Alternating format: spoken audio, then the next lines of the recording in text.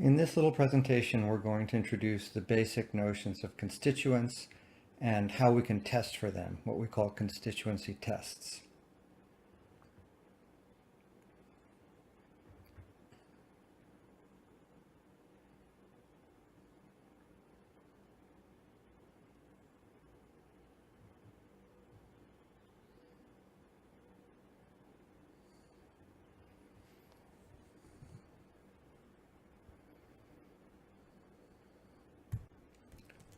So let's start by considering the following sentence.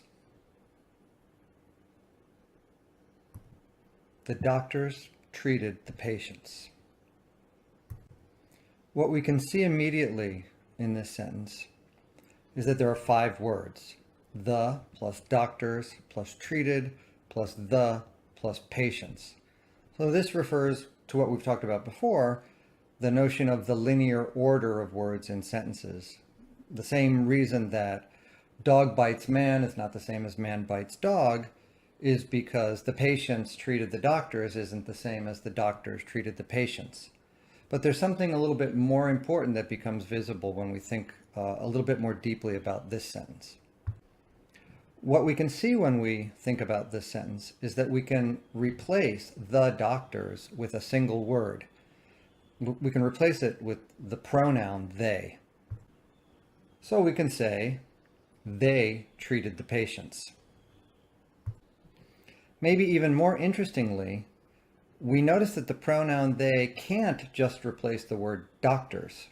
If we try to do that here, what we'll wind up with in English is a sentence that isn't grammatical. It doesn't make any sense. It sounds wrong. It's bad English.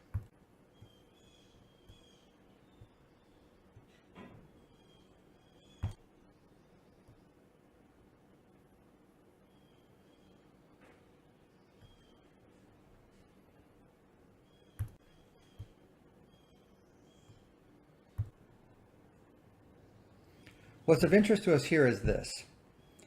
By substituting a pronoun for the string of 2 words, the doctors, what we're showing is that despite the fact that the and doctors are separate words, they're also functioning together here as a single unit, the doctors.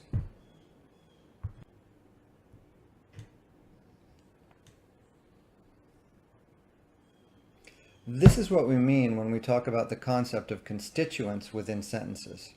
In this particular case, the constituent that we're talking about is something we call a noun phrase, and we commonly abbreviate it and refer to it as NP. At the same time, we've also shown that pronouns don't, as people commonly think they do, replace or take the place of nouns, but rather we've shown that pronouns replace entire noun phrases. So returning to our example, if we use the pronoun test, how many noun phrases do we find in our example sentence? Remember, our sentence was, the doctors treated the patients.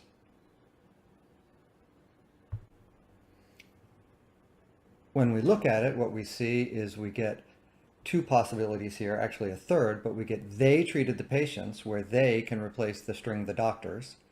And the doctors treated them, where the pronoun them, the object pronoun them, replaces the string the patients. And of course, we could also say they treated them. But the big picture is that we find 2. That is to say, our pronoun substitution test shows us that there are 2 noun phrases in this sentence. Now let's think about how else we might be able to test for whether a given string of words is a noun phrase constituent within a sentence. Imagine that we ask the following question: who treated the patients? If we ask the question, who treated the patients, the answer that we're going to get is going to be the whole noun phrase. So we go from who treated the patients, our question, to our answer, the doctors, or the whole sentence, the doctors treated the patients. Similarly, we can ask the following question: who did the doctors treat? Or whom, if you're more old-fashioned in your use of who and whom. But the big picture is we can say, who did the doctors treat? And the answer is the patients. So let's think right now about what the big picture points are from what we've seen. First, Within sentences, strings of words can act as single units. That is, we can have individual words that we can count, but at the same time, those words can combine into units that act as single entities. The name that we give such single units is constituent. That is, we call them constituents. And we can use substitution or questions as ways of testing if a given string of words is acting as a unit within a larger sentence. In this particular instance, we've used what we can call a pronoun substitution process to test for constituents that we call noun phrases. And we've asked a question. In this case, we've asked the question who to check whether a string of words is acting as a double check on whether a string of words in its entirety is acting as a noun phrase. So when we ask questions of noun phrases, we tend to ask questions who or what. Before we go on to the next pencast on the issue of constituents and constituency, there are a couple of points just to bear in mind because it's useful to be aware of them.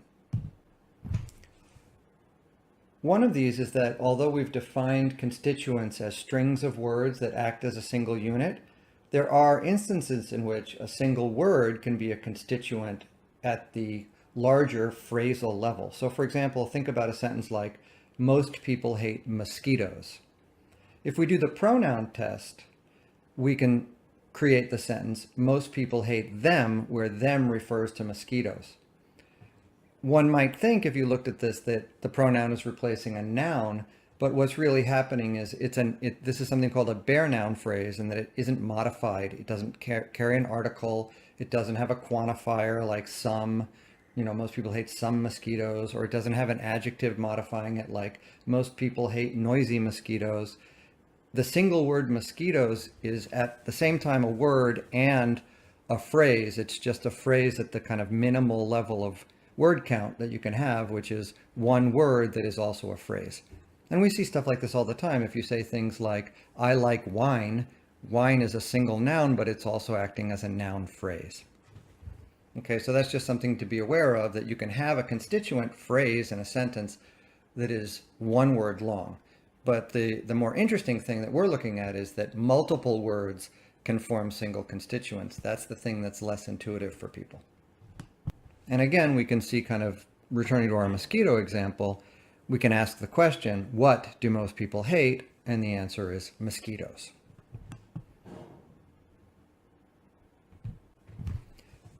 The other thing to be aware of here, and this is actually more difficult when people are first learning to do syntactic analysis, is that constituents can also be really large.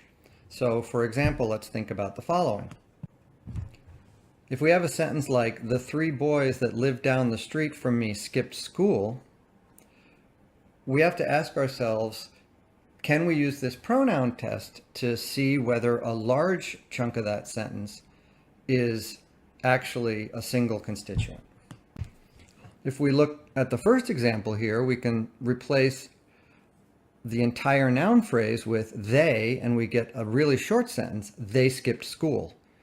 And in the same way, if we want to ask a question about the identity of whoever skipped school, we simply say, who skipped school? So what this shows us is that entire string of words, the 3 boys that lived down the street from me, that whole string of 1, 2, 3, 4, 5, 6, 7, 8, 9, 10 words is actually a single noun phrase. Again, a quick summary of what we've seen here in this first pencast about constituency. Multiple words can act as single units within a sentence, and we refer to these with the general term constituent. We've used question and substitution tests to show this for a specific kind of constituent, the noun phrase. In the next pencast that we do, we're going to show how the same approach, using questions and using substitution kinds of tests, can help us identify 2 more constituents that are going to be relevant to how we kind of learn to come to terms with phrase structure and syntax. And these units or these constituents are things that we're going to call prepositional phrases and verb phrases.